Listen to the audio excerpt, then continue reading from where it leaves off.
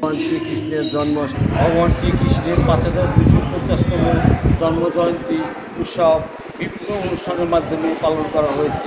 ভোরবেলা র্যালি সহ সকল অনুষ্ঠান, আমরা এই অনুষ্ঠানের মধ্যে ছিল সন্ধ্যায় ভগবদ্গীতা পাঠ এবং আলোচনা সভা, কুইজ প্রতিযোগিতা অনুষ্ঠান করেছি এবং এখন ভক্তিমূলক গানের অনুষ্ঠান ও কীর্তন সম্পন্ন করতেছি।